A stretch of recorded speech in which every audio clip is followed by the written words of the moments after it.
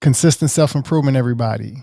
You are now listening to American gypC Podcast. I am your host, Classic, and I am here with my co-host, gypC, and today we have Paul Kennedy. He's been working in a restaurant business for the past 30 years, and he's currently in Vietnam working on a book highlighting Vietnam's food and culture. Sorry. Hello, everyone. Hello. How are you? Welcome to the show, Welcome, Paul. Welcome. Thank you. Thank you for having me. Thank So you. how did you end up in Vietnam? I took a birthday trip almost 4 years ago, and I just never went back. Wow. It's Just sad. a split Obviously, moment. that's a short story, the short version of it, but that's really, I'd never had a passport before. I got it the week I left. And at the end of my trip, I just kept going. Wow. and never went back. I mean, I went back. I've gone back to visit, but I just decided to keep on going. What made you pick Vietnam? Well, I had no intention of staying abroad. So as I traveled, I met people, and everyone I met kept telling me I would like to. They were encouraging me to continue traveling, and they were all pushing me towards Chiang Mai in Thailand. Have you been there? No, I've heard of it. I haven't been. So it's a huge expat area. So I was really thinking as I worked my way over there that was it. I was going to stay in Chiang Mai. I was going to figure out something to do, and I got there, and it's just very westernized. It's nice. It's a great place to visit. But it's just, I didn't feel like it's a place I should stay. And I just kept traveling. Still, I had no direction, no place. Didn't know if I was really going to stay. I thought I was just traveling. And I got to Vietnam. It's just the culture is amazing here. I just knew it immediately. I just knew there was something here to learn, and I could figure out a way to stay. And I just stayed. So I know you're in Vietnam now. So let's backtrack a little bit and ask, where are you from originally, and how did you even? Okay, we know how you got there, but I guess what really led up to that point to where, all right, I'm gonna go. I grew up outside of DC in Northern Virginia, which I've heard in one of your podcasts. You guys refer to it as DMV. Yeah. Yeah. DC, Maryland. I'd never heard of that until I Really? heard that on your podcast. Oh yeah. So Northern Virginia. So I grew up outside of there, but I went to school in the South, and then after that, I just moved up to New York, and that's where I spent the last 15 years or so before taking my trip to Greece. Yeah, we hadn't heard of DMV before we moved up there either. So that was definitely. Where were you guys? Where were you guys? Our first stop was Alexandria, Virginia. Then the second year we were inside of DC around the Fort Titan area, right there off the metro. I keep forgetting that area. Yeah. Blocking it out. And then we went back to Alexandria, right there on the edge. What was that? Great American Buffet, I think, right on the freeway where we could see over to Maryland, and we could also look over into DC from where we live. So I was a little further in Loudoun County. What's that? Okay, Loudoun. I was in Loudoun County. Okay. So I was a little further in than you were. Yeah, but it was quite. But that's where I grew up. Experience. That's where I grew up. So you say you were raised in the South? I'm originally from Mississippi. Where in the South? I went to school in Greenville, North Carolina, East Carolina University. Okay. And then I went to culinary school in Johnson & Wales in Charleston, South Carolina. And so after New York, after New York, so you were living in New York. That was the last place you lived before you made your transition? Yeah. Wow. So. And I remember at one point living in New York going, where does anyone live after New York? I just remember that being part of a conversation. I didn't have the intention of leaving, but that sticks with you. Like where do you go after New York? The number one city or one of the number one cities in the world. Where does someone move to? And it was just a conversation, but I still didn't have the intent of leaving. So what was one of it just took off. What was one of the biggest, or I guess, what was the surprise when you first got there? And, I know you said you it was vacation, and then it just turned into an extended vacation. Right. I'm what trying was to. the well? I have to put this part in. And that is, first of all, can you hear the dog barking? Well, yeah, just a No. little bit, but I didn't. Okay. It's not really not good. The joke here is, it sounds like someone's making dinner, because they eat dog here.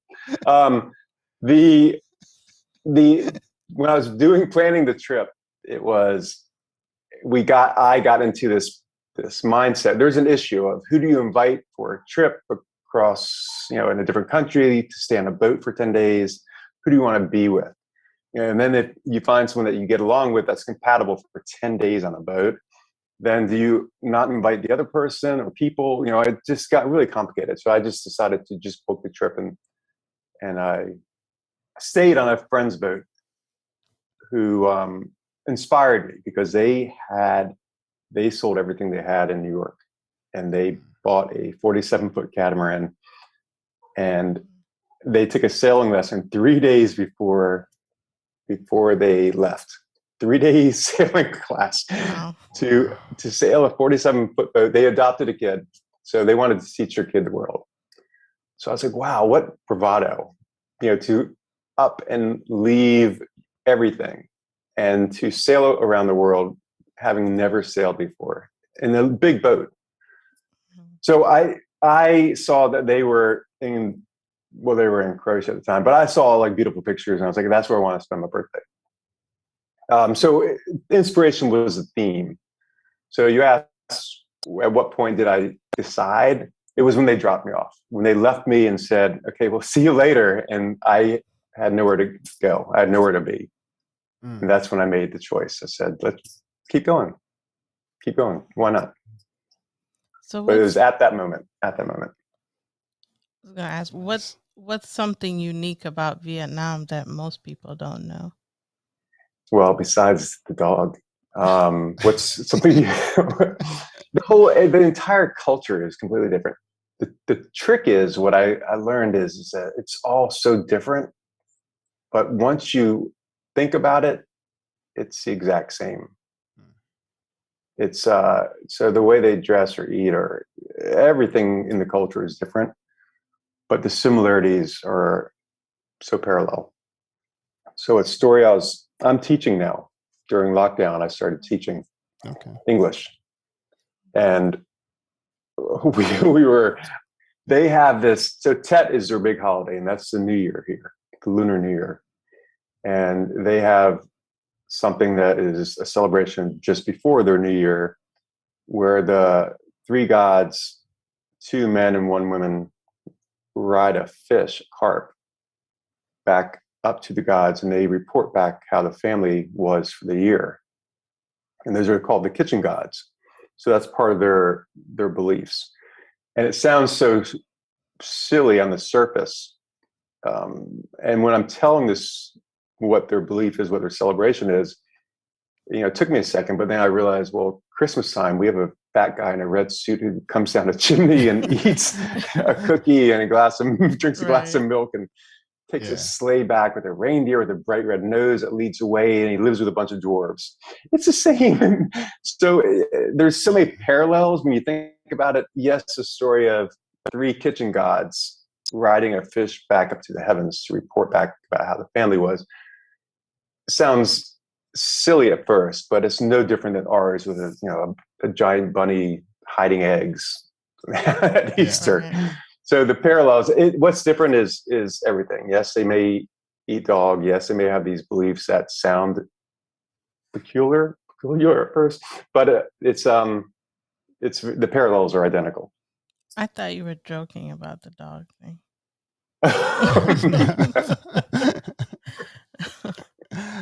How long did it take for you to pick up on the language to where you've been quite comfortable?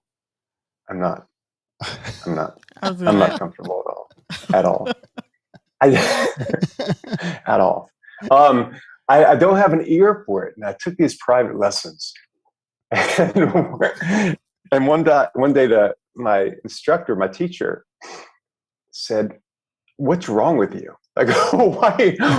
He would repeat it. I would repeat it back wrong. And we went back and forth. He goes, what is wrong with you? Why don't you?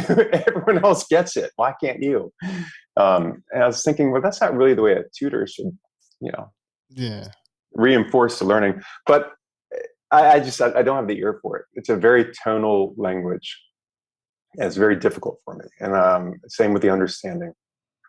It's just, I don't think it's going to happen. I tried. But you're still able to teach though, as far as, so most of your students. When you teach English, you have a translator. Okay. Every class has a teaching assistant who assists you with translating language, and depending on their level, because there's different classes you can teach. There's communication or IELTS. IELTS is the proficiency tests for them to get into schools or to get jobs.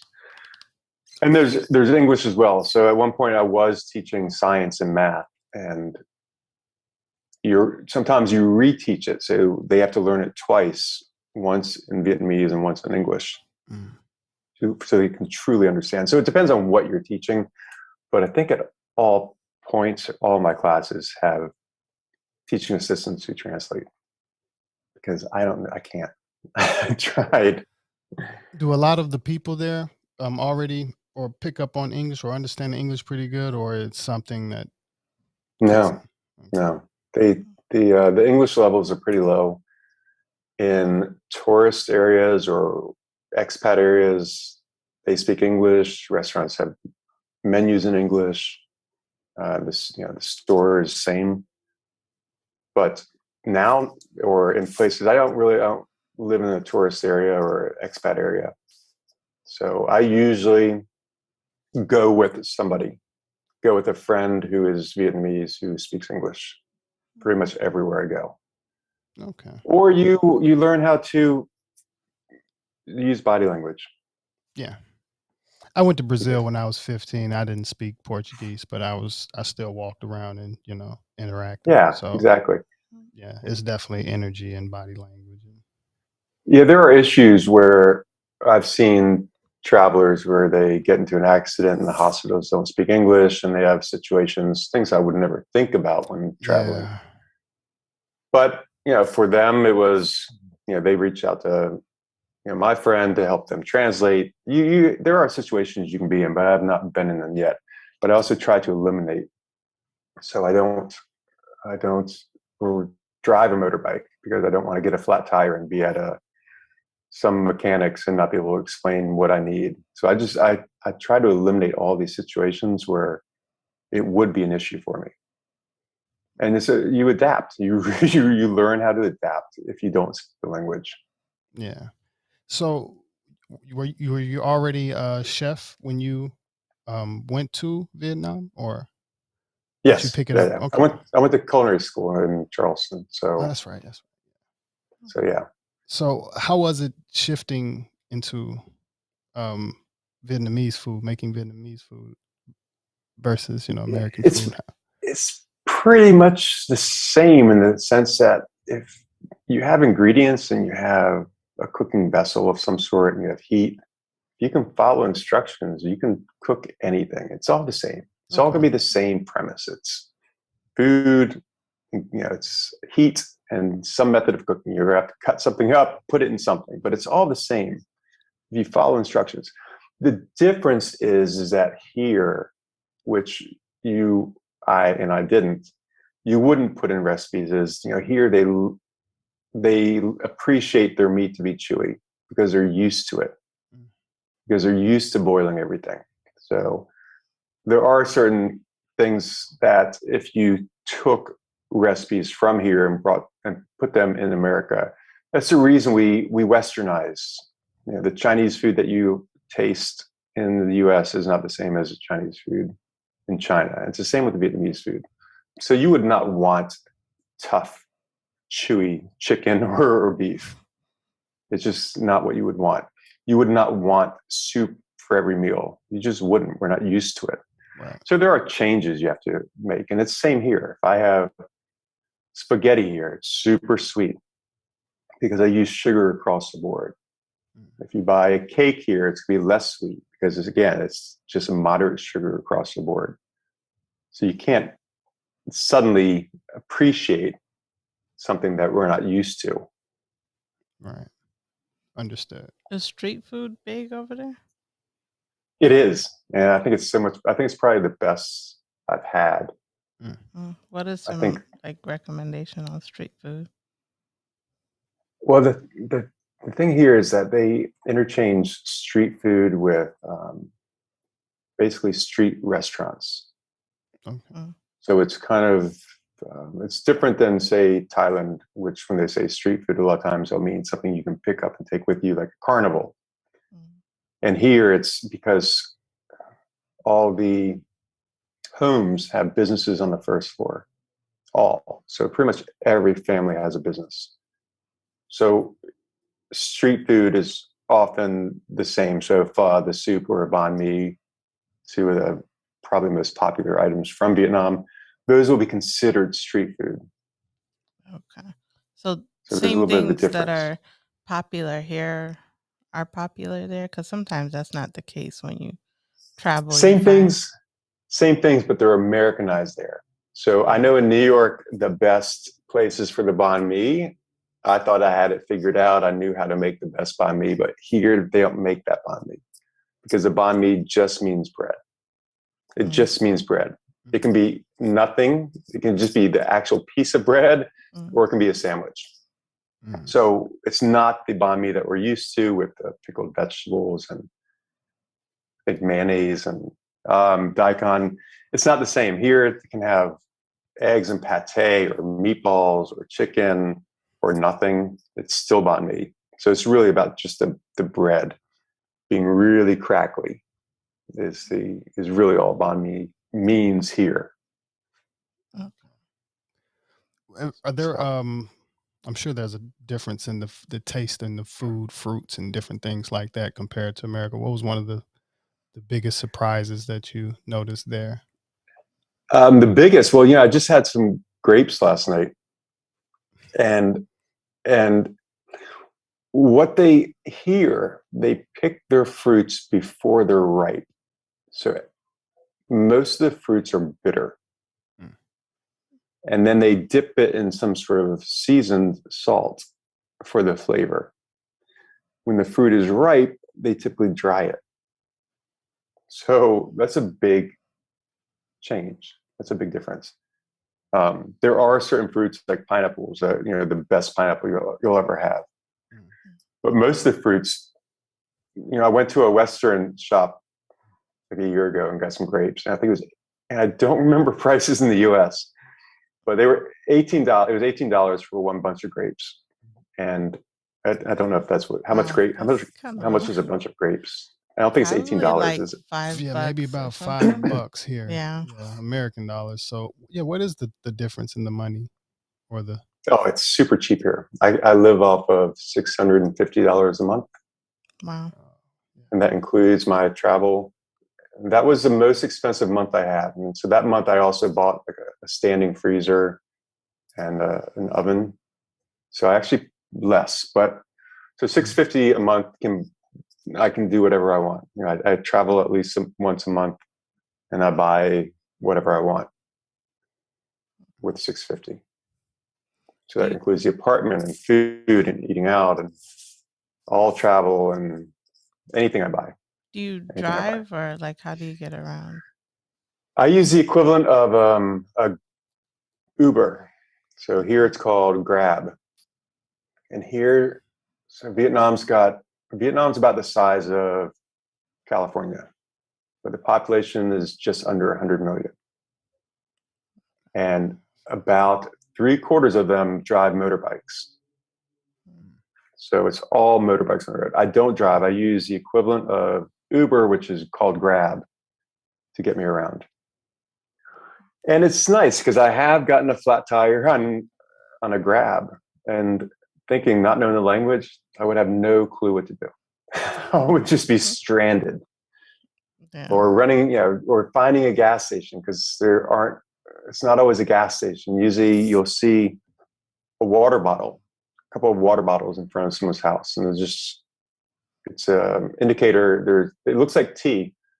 Actually, it looks like my tea. So we all reuse water bottles here, but that means they sell gas. So you buy gas in one of those bottles. So I wouldn't even know how to find the gas station, because they do have gas stations, but more often than not, if there's no gas station, it's someone's selling gas out of their house in water bottles. So it can be difficult to navigate. If you live in an expat area, it's pretty easy. But what do you mean by I'm that? not learning. I'm not learning anything. What's that? You said live in a what kind of area? Expat. Foreigners. People like me. Gotcha.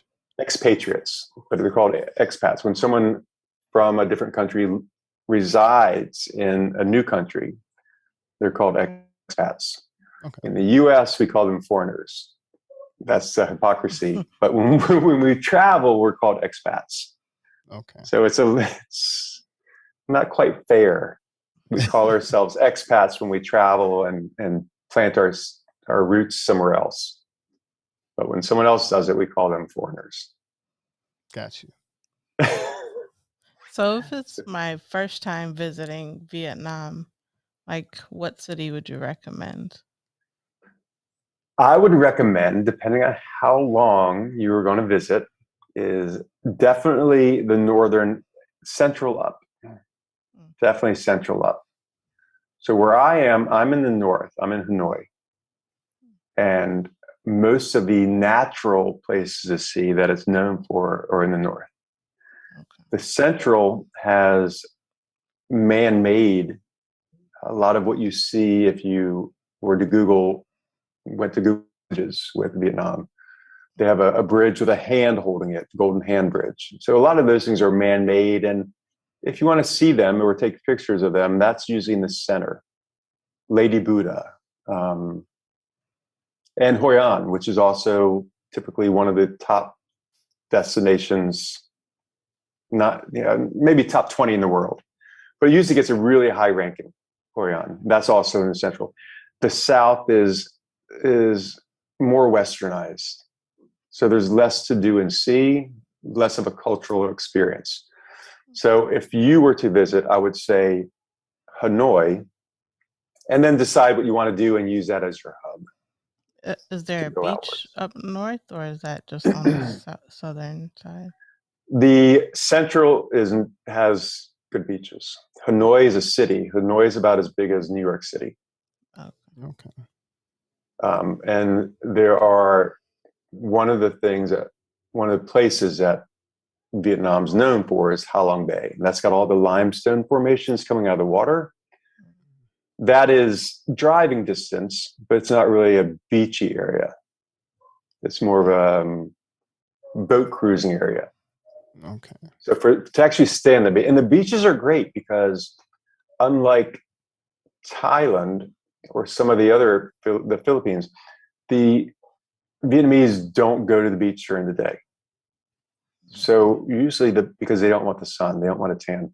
So usually the beaches are completely empty, and they're big, huge beaches, and they're always empty. So that's a plus about the Vietnamese beaches. They're pretty, they're clean, and they're empty. How's the weather there most of the time? Same. It's the South is hot and humid. It's like Charleston, South Carolina, or New Orleans, or it's just hot and humid and sticky. When you get to the central, a lot calmer, but cooler, but it has. That's where the tropical storms hit. That's where the rainy season is. And the North they call it 4 seasons. I don't know if you have. Do you have 4 seasons in LA? Not really. Well, kind of, because we can see we can see the mountains, so we see the snow on the mountains and everything. You see it, right?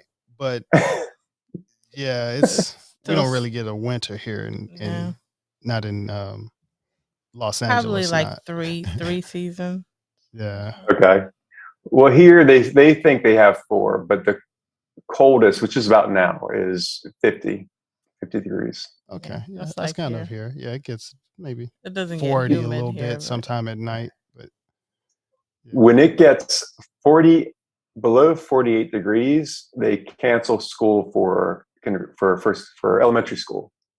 Wow. Because it's too cold. Wow. So that's really cold for here. So yeah, they cancel primary school is what they call it, elementary school. She grew up in Minnesota. In where? Minnesota? Minnesota. Yeah. I was like, we had to go when it's like knee high in snow, still had to go to elementary school.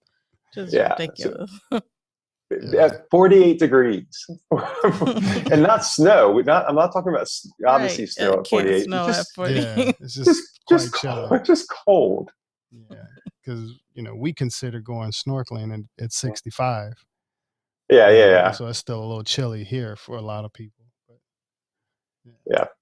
But you have to consider the schools here also don't have. There's nothing on the window. The windows are usually open. Doors are usually open. Okay. That's open ventilation everywhere. A lot of homes or buildings have that too. Open ventilation. What are some of your favorite activities now that you've gotten settled there? Activities, I still like traveling. Okay. You travel outside of Vietnam or inside? I still travel inside since COVID. Because getting back, I wouldn't be able to get back in the country. Oh, they're pretty strict.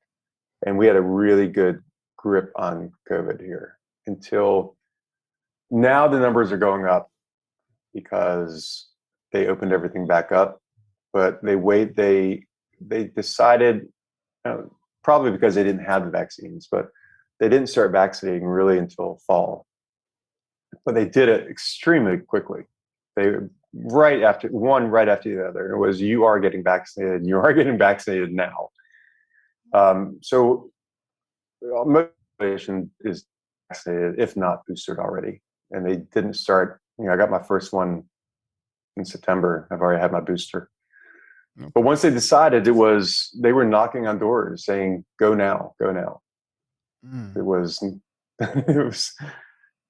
on the ground. They were making sure everyone got vaccinated, driving around on the speakerphone, on the speaker, telling everyone to go get it vaccinated and get vaccinated now. Once they did that, so anyways, they reopened everything, and now COVID's going back. The numbers are going back up.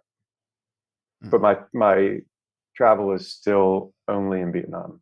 But it's nice not having any tourists. That's the difference. No tourists. It hasn't impacted anything as far as economically around in your area, though, have it? Like, we've noticed it a little bit here in, like I say, in LA when certain things happen, but mom and pop stores took a hit, if anything. But it is, but as I mentioned, almost all the homes have our businesses. The ground floor is a business, and those homes, they've lived there for generations. And when you're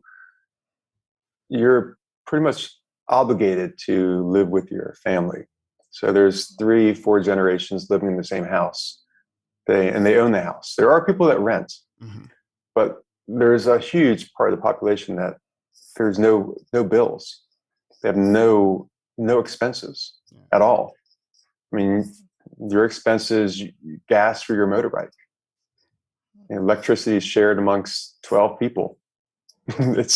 You really don't have expenses. And so for me, as I said, I don't live in an expat or a foreigner area. Foreigner, again, meaning people like me, non-Vietnamese. So I pay local prices. So I know, and they probably pay even less because no places don't have prices. It's a lot of, it's like going to a garage sale, even if at a restaurant. So things are really cheap for me. So they're even cheaper for them. So yes, they got hit, and they got hit hard. They stopped bringing in money, but they don't have expenses and they don't have debt. There's no debt. No debt at all. That's gotta be nice. It's a completely different way of living. Yeah. Even for you, it's gotta be extreme going from a place like New York as far as just expenses and cost of living, and then to Vietnam. It is. I was saying how during COVID, I've been, until I got vaccinated, I wasn't flying. So everywhere I went to, I was still playing it safe. I would take a Grab, they also had the cars for Grab, not just motorbikes.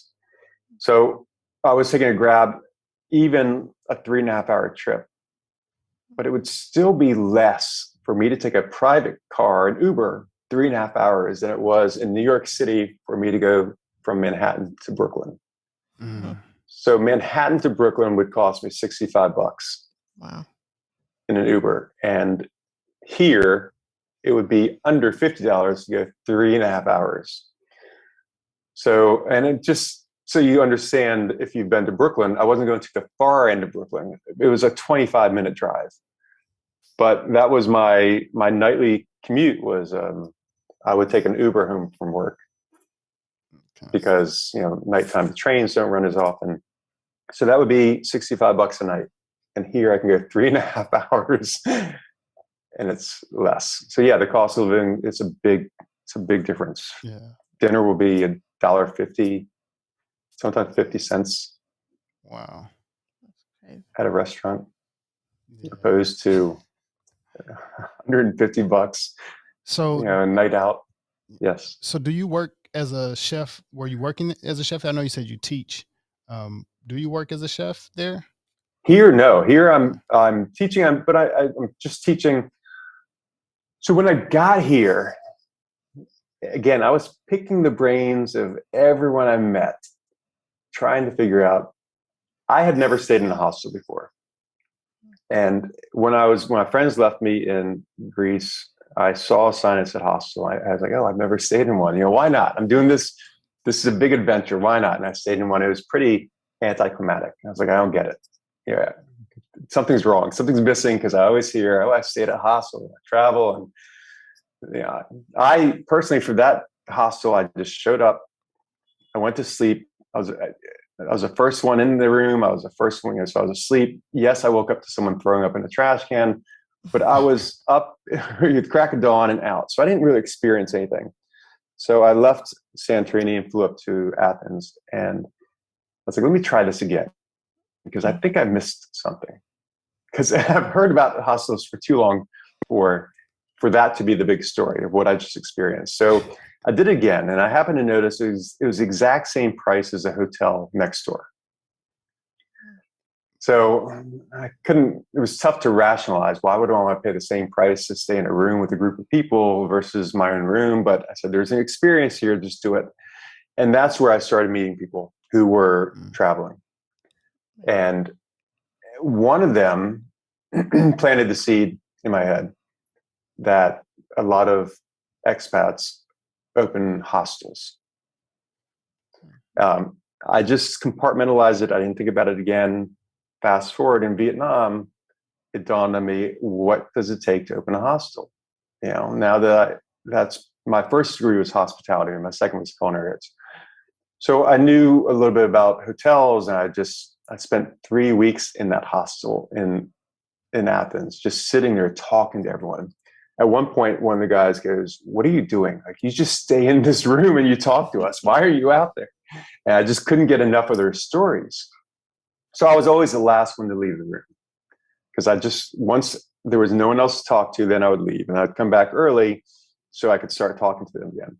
So they planted that seed in my head. And when I got to Vietnam, I started thinking about the hostel again. I ended up opening a hostel, and then a hotel, and then a travel agency, which is where I started meeting more and more people and talking more and more about travel and understanding the difference between vacationing and traveling and the importance of traveling. Nice. So the hostel thing, that's how that came about. And I think I've already lost my train of thought. I think, yeah, I just asked about work-wise. That's all. What I just asked if you. Oh, so the work. I was not cooking. I was doing I opened up 3 businesses. Nice. And then I closed them with COVID. And that same day I closed the last business, I started thinking, what could I do? What should I do? And I said, why not teach? I'm stuck here. Why not teach? What does it take? And I looked it up, and I started teaching. Okay. So sorry for that long story. I know. I think I stayed in a hostel once, but it was a private room, because they do have private room if you're willing to pay for it. But I do feel like it's more social than a hotel. Like, yes, you know, and a lot of them have a person that like organizes an activity or a night out and things like that. And that's where I started to understand, it's so the two types, generally speaking, it's a party hostel and a non-party hostel. So the party hostel is social purposes and the non-party is budget purposes. Mm-hmm. You want to stay there because it's financially makes sense. Why spend a lot of money if you're just crashing for the night? Yeah, it's convenient, like especially when you're doing backpacking random trips. I've done that in Western Europe before. Definitely. I mean, you can meet a lot of people there. If I had not stayed in that hostel, I don't know if I would have kept going, because I wouldn't have again, it turned out full circle. It was inspirational. I didn't realize that those people would be inspiring me to continue traveling, but they really did. And a lot of them said, look, even if you don't know where you're going next or where your final destination is, whether it's Chiang Mai or not, they're the ones who sent me to Turkey and said, look, head in that direction, head towards Chiang Mai, but stop off in Turkey. And Turkey to this day is still one of my favorite experiences. Hot air ballooning in Cappadocia. I thought it was just unbelievable. I've gone skydiving and scuba diving, and it's the hot air ballooning specifically over Cappadocia was one of the most beautiful things I've seen. But none of that would have happened if it wasn't for the hostel, if it wasn't for meeting people in the hostel to encourage me.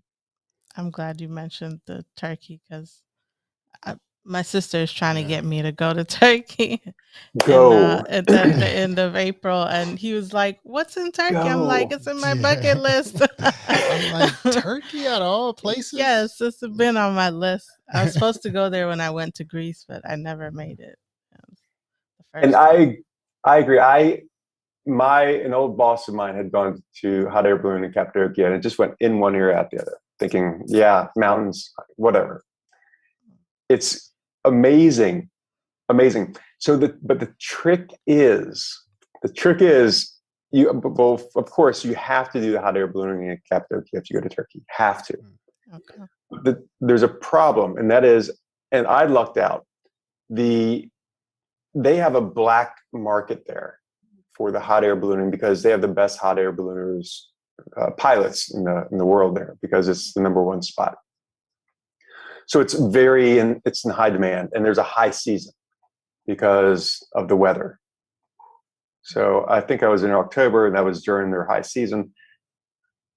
I didn't plan anything. None of my trips were planned at all. I would land somewhere before I found a hotel. Nothing planned, nothing.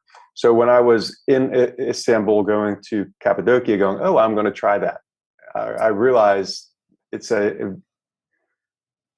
you have to get your tickets in advance, but you have to be prepared to lose them, because they sell the tickets, but then they cancel and resell to people who are willing to pay more money. So a lot of people go there thinking and booking, say, a 3-day trip. I arrive, I might do a tour, I do the hot air balloon the next day, and I leave. But their hot air ballooning trip is canceled at the last minute. Then they just can't go. So when I was trying to book a hot air balloon trip, I was told, you will not get one. And that was a travel agent in Istanbul, and then another one and another one. They said, I think you're confused. This is something you book at least 6 months in advance. Some guy on the street, again, Turkey is known for salesmen, so there are salesmen everywhere selling carpets. And they're the best salesmen in the world. They will, if you ever want to train a salesman for any position, send them to Turkey, because these guys they're amazing. They befriend you. They don't come in with a hard sell. They just want to genuinely help you. And then they genuinely want you to buy something from them. So at no point did I ever feel like I was obligated to buy anything. They really want to help you. So this one guy really wanted to help me. And he found who could help me. And this guy happened to have a brother who was a pilot, or a cousin who was a pilot, and another one who ran a hotel. So he said, I can take care of it. In hindsight, I think I paid more than other people did. So I was that person who outbid, who bought someone else's ticket. I didn't realize that's what I was doing, but I started learning about the black market through like the tour guide and the hotel, and everyone started telling me about it. And the hotel I was staying at, I'd get back from the hot air balloon trip, and there's this guy sitting in the restaurant part, and he goes, he was so upset because his trip got canceled last minute because someone bought his ticket. So I had just learned about the black market. I just realized that I am now that person who ended up outbidding someone else. So I felt bad. And I started telling him about it, but I realized he got more upset the more information I was telling him that I learned. So I just let it go. I thought I would just take this information and maybe pass it along to someone else who wants to go to Turkey like you. Yeah. That's the part you have to be careful about, is they have a huge black market for these tickets.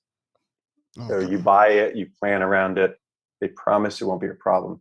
And then on the other side, there's also weather, because there's a season for it. If the weather is off, if the wind is off just a little bit, it will also get canceled. So two factors with that. Kind of like sailing trips. Same thing happens. Like sailing trips. But you have to, if you go there, you have to plan on spending more time than you would normally. And it's not bad, because it's actually, if you go and sit on the dunes when they take off, when they light up the balloons and they go in the air, it's as beautiful as making it up in the balloon itself. So even if it gets canceled, you could do that for the day it gets canceled and hopefully rebook for the next day. But the rebooking, I heard, is extremely difficult because, again, it's booked. Up. Yeah. But yes, I tell everyone Cappadocia was stunning, just stunning. Definitely, thank you for that piece of information. When you said you got dropped off in Greece, was that in Santorini? Santorini, on the beach, because we stayed on their boat for 10 days. Awesome place to get dropped off. Yeah. I know. Well, it was weird because I didn't have my passport till the week I left for Greece. Nothing. And when I was trying to figure out what to do, how to do it and everything, I reached out to a friend I knew from years earlier who had traveled, and I said, any recommendations of what I should pack? Because there was an inkling that I might extend my vacation, but it was never a thought that I would not return. So I reached out to him. He said, well, look, if nothing else, he goes, only bring a backpack and no wheels on the backpack, just a backpack, a 35-liter backpack. And that was his advice to me. So there I was on the beach with just my backpack. And it's very liberating not to have a heavy piece of luggage with you. Yeah. You really do feel like you can go anywhere. And that's kind of in sync with traveling versus vacationing. If you have luggage, you're not as mobile. Right. You can't make as many last minute changes or just continue on to whatever you're doing if you have luggage with you. So yes, on the beach, I've got this backpack. And I realized this is it. Like, I just have a backpack, or what's the big deal? I can do whatever I want right now. So I'm on the beach in Santorini going, I don't know. And my friends go, oh, you just take the bus there if you want to go to the airport. And I'm thinking, I literally got lost in New York City. I would get lost at least once a week in New York. And New York is a grid. It's a grid system. Like, you can't get lost. It's First Street, Second Street. Yeah, you can't. So they're pointing, saying, "Oh, the bus is over there," and I can't do that. I don't know why I can't. No. So I kind of stood frozen for a little bit, and then I I camped out at this restaurant. I just watched the buses go by, see if I could figure out a pattern, and because no one spoke English at this place either. So I tried to figure it out. I tried asking some people, and finally I just got on one of the buses, and luckily it took me up towards the airport. I stopped just before the airport, which is where I found the first hostel. But yeah, on the beach, not a bad place to stop. But luckily, I didn't feel like I was consumed with a lot of luggage. I felt mobile, like I could make any decision at that point with just a backpack. Makes it easier. So yes, a backpack and Turkey for you. Cappadocia. Yeah, definitely. No more than a 40-liter backpack. Okay. I know I could do that, but I don't know. Yeah, I take a lot of stuff when I go. But you got to change. But what triggered that for me was you said you're on the beach, and I remember, I was wearing long pants and some sort of sweater, because that's how you pack. You put all the small items in the backpack. You put on your heavier clothes, your bigger, bulkier clothes. So I was on the beach with long pants and a long sleeve shirt and a backpack going, okay, now where? But yeah, if you would be surprised, I think, once you learn that you can adapt. Oh, yeah. Because you can always buy and replace whatever, a pair of socks or something if you need to, or I started out with, at one point I was, I had 2 pairs of shoes, but I kept downsizing. I kept leaving things at a hotel. I was adamant. No, just a backpack. It makes all the difference in the world. Yeah. It really does. So Cappadocia for you, and a 40-liter max backpack with no wheels. Okay. So do you have another destination in mind after your experience with Vietnam? Yeah, but I don't know. I want to go somewhere else. I could make Hanoi my hub still, but I definitely want to venture on. Traveling is just such an amazing experience. Yeah. You never go on vacation, coming back going, you always come back from vacation, go, that was a lot of fun. That was so good. But when you travel and you travel by yourself, it's such an experience that you can't even put into words. So yeah, I have to go somewhere else. Have to. Yeah, we're we love LA, but we'll definitely live overseas one day. You should. Yeah. Yeah. Especially with podcasts. I had my eyes on Philippines for a while. That was one of them. And what was that? Oh, and I mean, she's still got to East take time African, right so now. Ethiopia has been on there as far as on the list before. I feel like we got to temporarily live at a few places before we can make a decision on the long-term stay, I guess. And why? What do you mean? Why are we talking here? to somebody that's like, just go and check it out. Hey, just go. Why are you still there? Oh, well, we're not done with LA. Time. Yeah, I know we're not done with LA or California. We've only been here like 4 years, so we're still only 4 years. Yeah. This is the only place I could say that like we've only been here 4 years, because we move around quite a bit. Yeah, even when we in Atlanta and other places, we'd stay in the place for about a year, and after that we would move. So even in particular apartment, it's one of the first apartments we lived in for about 3 or 4 years.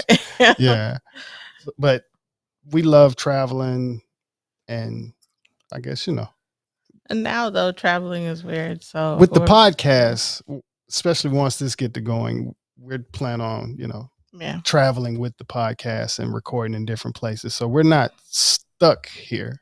It's this is just. So try this.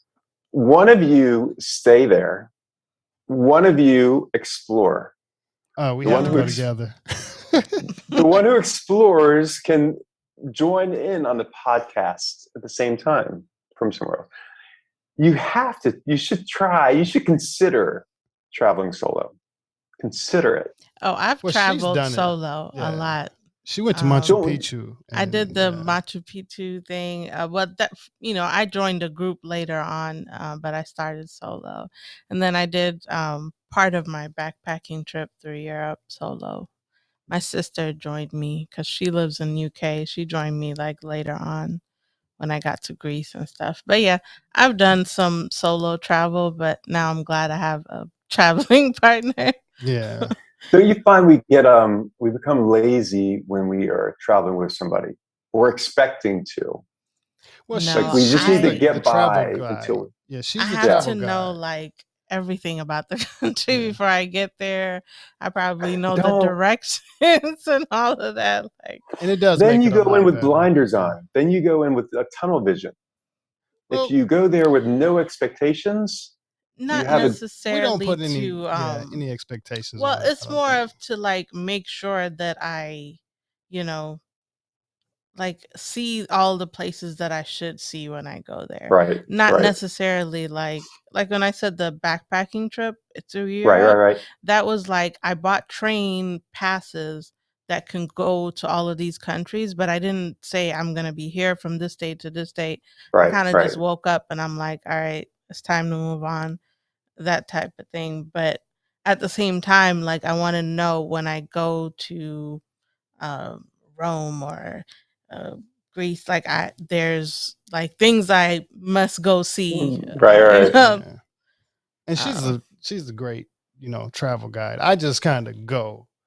And I'm with all your luggage. Yeah, and she finds out everything but and what we're doing and stuff. I won't do the touristy thing. Like I'll take the buses and I'll do, eat the local food and try to experience like the authentic culture and everything. But yeah, like, I don't want to miss anything awesome that I should experience. We actually got married in Santorini, and we got really got to experience as far as we stayed in Porto Parisa and Fira.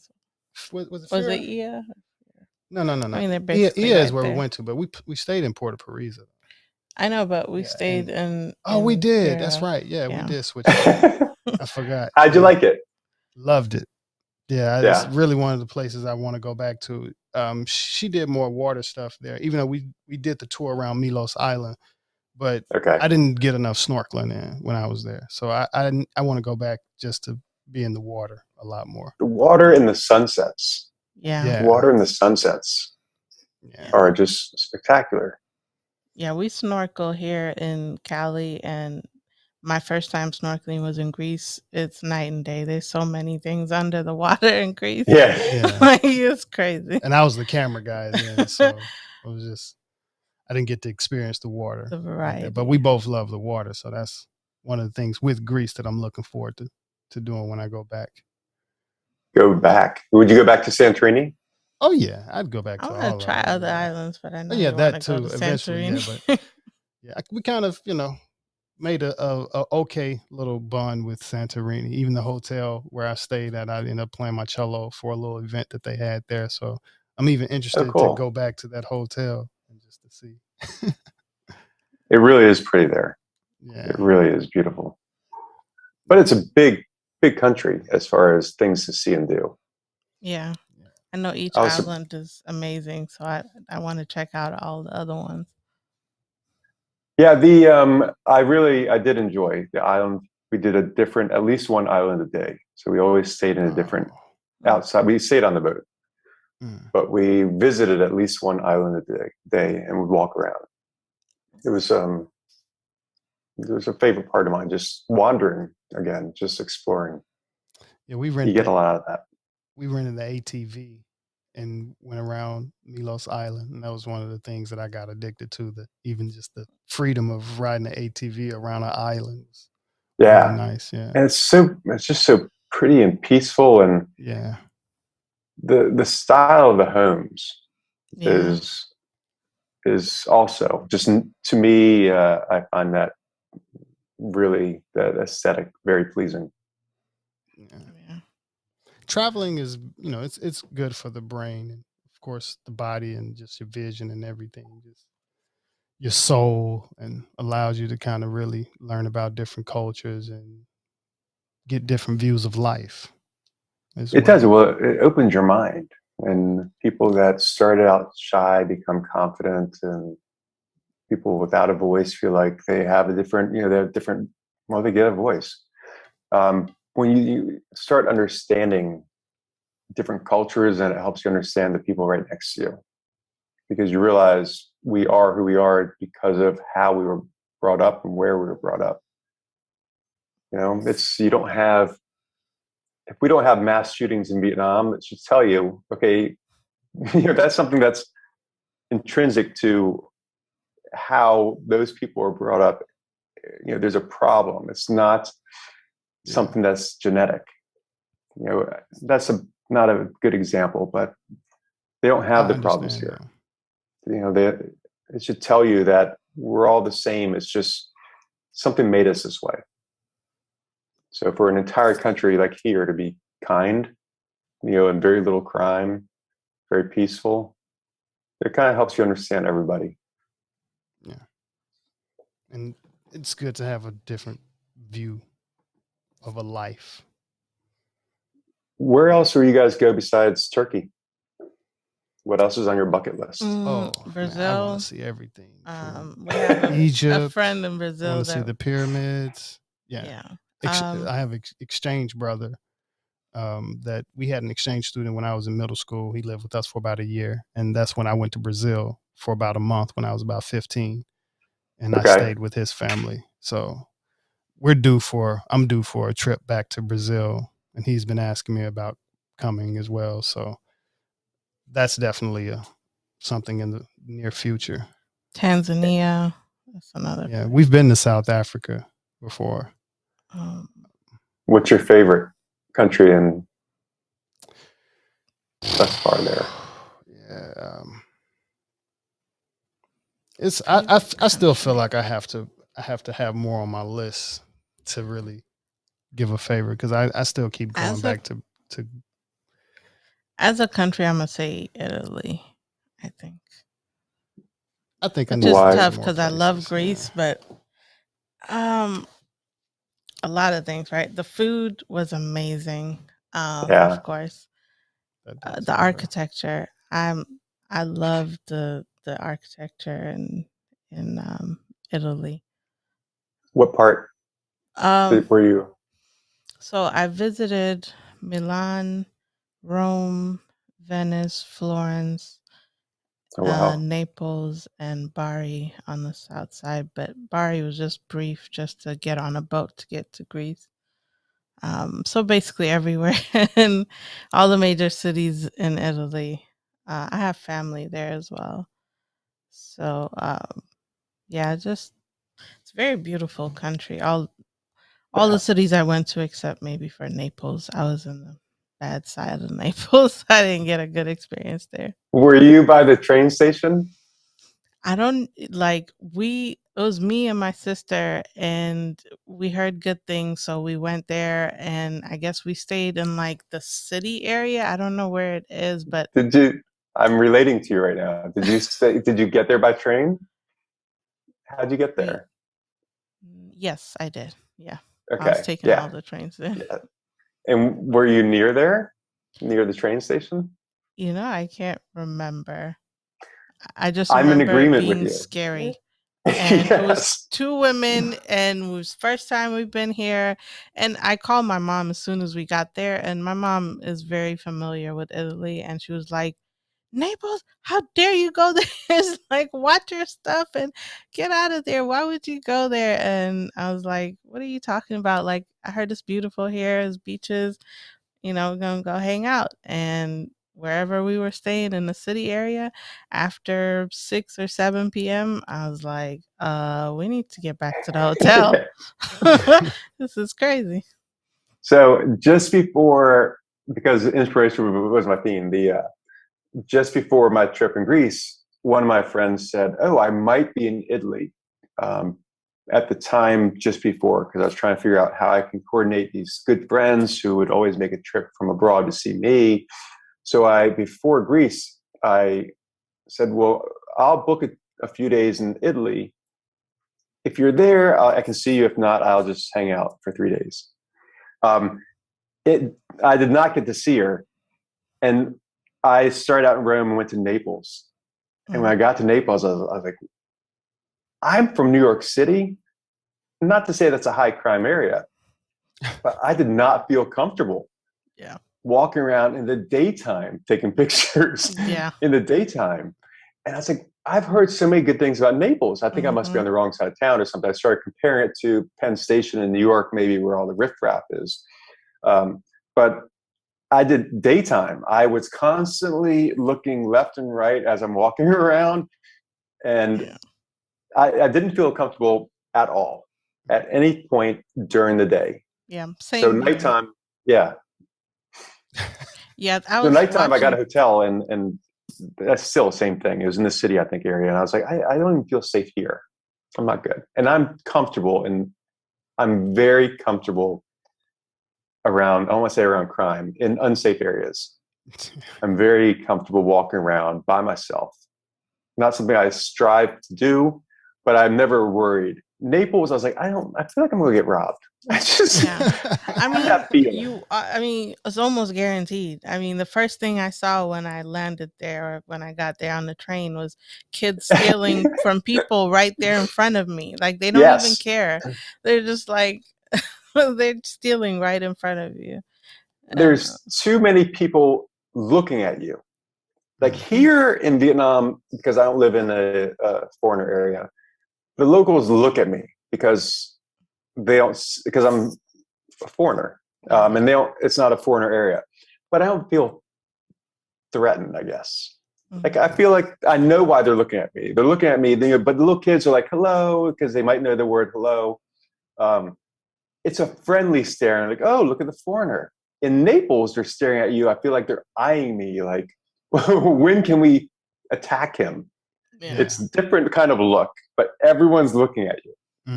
Not in a good way. Naples was, I'm glad you told me that, because I thought so whenever I talk about Naples, they go, what? No, it's beautiful. It's like, not where I was. Not what I saw. Not what I saw. I could not wait to get out of there. Yeah. I could not wait. I think we left earlier than expected. We were like, you know what? Let's get out of here. There's no need. Yeah. Well, like I told you, I don't book hotels in advance because I'm like, oh, well, what if I change my mind? So I booked a hotel and went there, and they go, we don't have a reservation. We don't have a room for you. And by this point, it's dark. I was like, don't make me go outside. Don't make me go out. Don't make me go outside. And anyways, I booked a place walking distance, and it was only a block and a half. And I remember just sizing up the street and taking a deep breath and going, here we go. This is when it happens. This is, I've got to walk to that hotel, and I can't even see where it is. This is not good. This is not going to end well. The only other place I felt like unsafe was I got lost when I was in Peru, in Lima. I took the bus from one side. I guess I was in the touristy side, and then I took a bus going somewhere, and coming back to the hotel, I took, I guess, the right bus, but the wrong way, in the opposite direction, and ended up in like a favela, like the hood. And everybody was just looking at me, and I was like trying to point to the map and, tell them where I am, but like everybody was so nice. They coordinated, and they couldn't figure out, but somebody on the bus figured it out where it is. And the guy driving the bus actually had his wife like get off of the bus and go with me to try to find my hotel. Like, she doesn't understand me, but she was just like trying to help me find it. But that was the only time where I felt like scared. Everybody's looking at me, but people were super nice. But Naples is a whole nother ball game. Yeah, I don't know what it was. There's something, and again, I've lived in all parts of New York City. I think there is something transient about me, because when I first moved to New York, I would live in different neighborhoods every 3 months so I could learn the neighborhoods. And I would get home late from work, but I was never uncomfortable in any neighborhood walking around at whatever time in the morning, getting home from work. So the safe thing, I don't know what it is about Naples that made me, during the day, to feel unsafe. I don't know what it was. I felt like there was some uneasiness about the way people looked at me and then talked to each other. You know, it's one thing to look, but then to talk to the person next to you. Or there was one place in Greece like that where there's gangs that run this park, which it's near Athens. It's got to be in Athens. Yeah, it is. It's a well-known park, but there's gangs that run it, and like I said, I enjoy that. I enjoy sitting there and watching, observing, and you can see them signal to each other, like that's the person we're going to pickpocket. And they would actually practice pickpocketing off each other. You know, I don't feel unsafe in areas. So I don't know what it was about Naples that made me feel, yeah, that's time to move on. Yeah. Process. This is not a place to explore. I'm good. Yeah. I'm good. Let's keep going. Well, before we get ready to close things out, is there any information that you'd like to share with the audience? Regarding we mentioned the cookbook actually, and is that available yet? It's not. You can let me know on my website. Send me your email, and I'll let you know when it's available. It probably won't be till the end of the year. Okay. So, no, but if anyone wants to stay in contact, you can find me on my website or Twitter. Okay. Tell me your stories. I love chatting with people that travel. I love exchanging advice. Definitely. Yeah. Well, and when you go to Cappadocia, don't forget. Sorry, let me know. I'll try and think of some more words of wisdom for you. Definitely reach out. Yeah. Well, it's been an amazing conversation. I've really learned a lot from you. Had a great time. Had a great time chatting with you guys today. Thank you. And for the listeners, you can find the podcast at AmericanGypC.com. And you can find consistent self-improvement merch at luamlee.com. And for some of music, you can find under Classic, KLACCIK, Carpenter, CARPENTA, and that's on all major platforms: Spotify, iTunes, Apple Music, Tidal, YouTube, etc. Thank you to our audience for listening, supporting, watching, all of the above, donating. Consistent self-improvement to everyone. Thank you again, Paul. Really enjoyed the conversation, and thank you for your time and consideration for being on the podcast, and peace to everyone.